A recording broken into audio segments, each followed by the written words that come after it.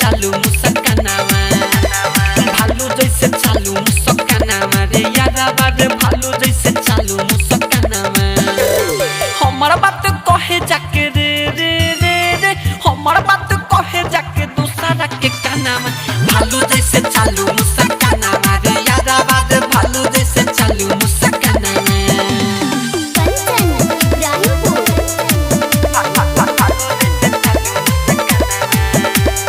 माँ Gayatri recording studio राजा परसोनी हमारा से छुटाऊ के करेली उतार दूसरा से मिले जाली पानी के दीवार दिला वाला बनी भाई हम बेकार सपनों में सोचनी ना बनी उगतार भाई में सोचनी ना बनी उगतार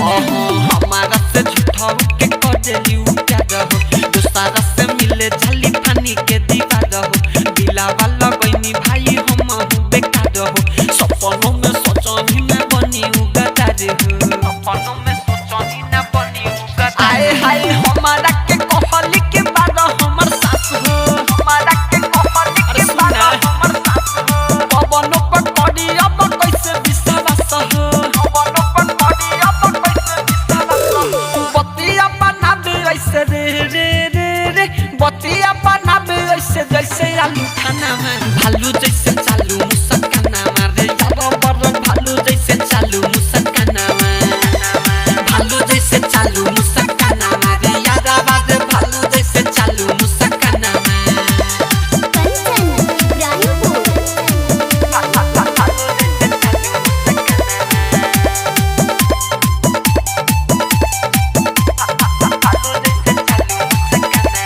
हमारा के धोखा दे के बड़ी पछताई फुटा फुटा रोई के दिल जे दुखाई ओम पर कस जैसे लोई कान पाई दिल से निकाल दिली दिल में बसाई बाप रे का कहबा दिली दिल में बसाई धोखा दे के हमारा के बड़ी पछताई फुटा फुटा रोई के दिल जे दुखाई ओम पर कस जैसे लोई कान पाई दिल से निकाल दिली दिल में बसाई अब का करी रे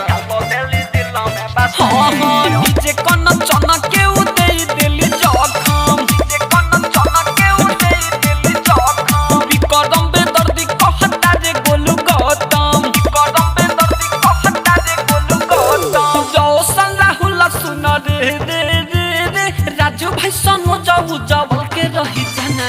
भालू जैसे चालू मुस्काना रे यारो बर भालू जैसे चालू मुस्काना भालू जैसे चालू मुस्काना रे यारो बर भालू जैसे चालू मुस्काना माँ गायत्री रिकॉर्डिंग स्टूडियो राजा परसोनी बाजार सीतामढ़ी बिहार।